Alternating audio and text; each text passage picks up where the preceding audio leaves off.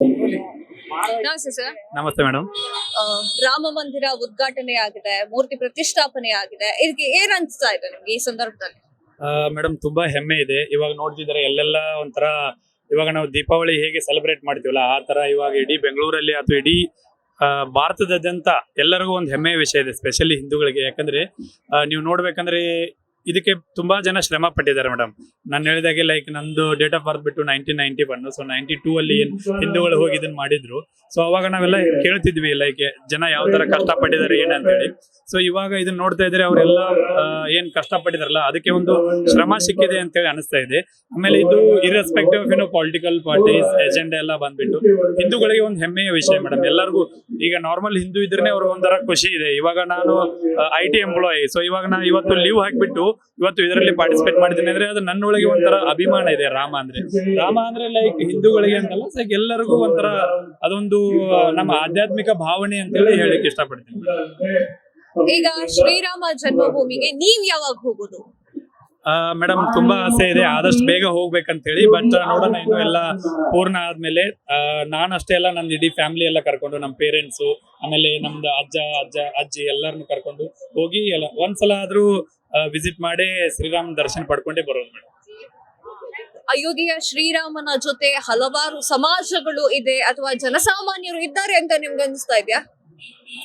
ಖಂಡಿತ ಮೇಡಮ್, ಸಿಕ್ಕಾಪಟ್ಟೆ ಇದಾರೆ. ಯಾಕಂದ್ರೆ ಇವಾಗ ನಾ ಅದೇ ಹೇಳಿದಾಗೆ ಇದು ಹಿಂದೂ ಮುಸ್ಲಿಂ ಆ ತರ ನೋಡ್ಲಿಕ್ಕೆ ಹೋಗ್ಬಾರ್ದು. ಯಾಕಂದ್ರೆ ಎಷ್ಟೋ ಜನ ಮುಸ್ಲಿಮರು ಹಿಂದೂಗಳ ದೇವರನ್ನ ಇದನ್ ಮಾಡ್ತಾರೆ. ಆಮೇಲೆ ನಾವು ಒಂದಷ್ಟೆಲ್ಲ ನಮ್ದೆಲ್ಲ ತುಂಬಾ ಜನ ಮುಸ್ಲಿಂ ಫ್ರೆಂಡ್ಸ್ ಇದಾರೆ, ನಾವು ಅವ್ರಿಗೆಲ್ಲ ಹೋಗ್ತೀವಿ. ಇದೊಂದು ಪೊಲಿಟಿಕಲ್ ಅಜೆಂಡಾ ಆಗಿ ಕನ್ವರ್ಟ್ ಆಗದೆ ಹೊರತು ಬಟ್ ಎಲ್ಲಾ ದೇವರುಗಳು ಒಂದೇ. ಬಟ್ ನಮಗೆ ರಾಮನ್ ಅಂದ್ರೆ ಅದೊಂದು ಭಾವನೆ ತರ ಬೆಳೆದ್ಬಿಟ್ಟಿದೆ ಮೇಡಮ್. ಹುಟ್ಟಿದಾಗಿಂತರ ರಾಮ ಅಂದ್ರೆ ಅದೇ ಇವಾಗ ಕನ್ನಡದಲ್ಲಿ ಒಂದು ಸಾಂಗ್ ಇದೆ ಅಲ್ಲ ಮೇಡಮ್, ಇನ್ನೆಷ್ಟು ಬೇಕೇನೋ ಹೃದಯಕ್ಕೆ ರಾಮ, ನಿನ್ನಷ್ಟು ನೆಮ್ಮದಿಯು ಎಲ್ಲಿಯುವುದು ರಾಮ. ಸೊ ಅದೇ ತರ ರಾಮನ್ ಅಂದ್ರೆ ಅದೊಂದು ನಮ್ಮೊಂದು ಆಧ್ಯಾತ್ಮಿಕ ಭಾವನೆ. ಸೊ ಅದರ ಜೊತೆ ನಾವು ಬೆಳ್ಕೊಂಡ್ ಬಂದಿದ್ವಿ ಅಂತ ಹೇಳಿ ಇಷ್ಟಪಡ್ತೀನಿ ಮೇಡಮ್. ಇಲ್ಲಿ ಅಯೋಧ್ಯೆಯಲ್ಲಿ ಶ್ರೀರಾಮ ಜನ್ಮಭೂಮಿ ನಡೀತಾ ಇದೆ, ಅಲ್ಲಿ ರಾಮಲಲ್ಲ ಪ್ರತಿಷ್ಠಾಪನೆ ನಡೀತಾ ಇದೆ, ಮೂರ್ತಿಯ ಪ್ರತಿಷ್ಠಾಪನೆ ನಡೀತಾ ಇದೆ. ಅಲ್ಲಿ ಅಯೋಧ್ಯೆಯಲ್ಲಿ ಶ್ರೀರಾಮನನ್ನ ಮೂರ್ತಿ ಪ್ರತಿಷ್ಠಾಪನೆ ಮಾಡೋದಕ್ಕೂ ಇಲ್ಲಿ ಕರ್ನಾಟಕದಲ್ಲಾಗಿರ್ಬೋದು ಬೇರೆ ಬೇರೆ ಪ್ರದೇಶಗಳಲ್ಲಾಗಿರ್ಬೋದು ರಾಮನ ಹೆಸರನ್ನ ಹೇಳಿ ಪೂಜೆ ಮಾಡೋದು, ದೀಪ ಹಚ್ಚೋದು, ಇದೆಲ್ಲ ಹೇಗೆ ಅನ್ನಿಸ್ತಾ ಇದೆ ನಿಮ್ಗೆ? ಅದೇ ಮೇಡಮ್, ಅದೇ ಇವಾಗ ಅದು ಆಗ್ತಾ ಇರೋದು ಅಯೋಧ್ಯೆಯಲ್ಲಿ ಮಾತ್ರ. ಬಟ್ ಅದೇ ಸೊ ಇಲ್ಲಿ ಎಲ್ಲರಿಗೂ ಹೇಗೆ ಅನ್ಸ್ತದೆ ಇದು ನಮ್ಮ ಮನೆಯಲ್ಲಿ ಆಗ್ತಾ ಇದೆ ಅನ್ನೋ ತರನೇ ಇದು ನಮ್ದು ಅದ ತರ.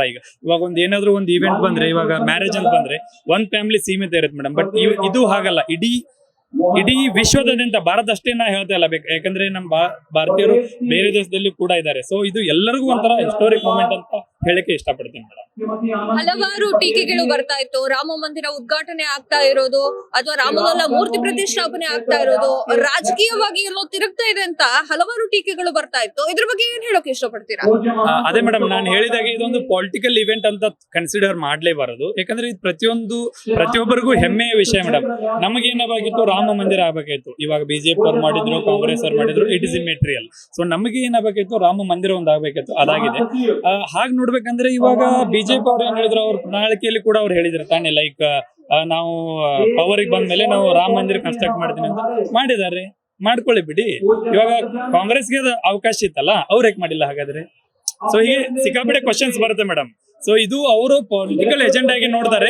ಬಟ್ ನಾನ್ ಹೇಳೋದು ಇಷ್ಟೇ, ಎಲ್ಲ ಹಿಂದೂಗಳಿಗೆ ಇದೊಂದು ಪೊಲಿಟಿಕಲ್ ಎಜೆಂಡಾ ಆಗಿ ನೋಡಬಾರ್ದು. ಯಾಕಂದ್ರೆ ನಾವು ರಾಮನಲ್ಲಿ ನಮ್ಮಲ್ಲಿ ನಾವು ಅವನ್ನ ಅನುಷ್ಠಾನ ಮಾಡ್ಕೊಂಡಿದೀವಿ. ಸೊ ಹಾಗಂದ್ಮೇಲೆ ಲೈಕ್ ಇದನ್ನ ಪೊಲಿಟಿಕಲ್ ಎಜೆಂಡಾ ಮಾಡೋದು ಸರಿಯಲ್ಲ ಮೇಡಮ್.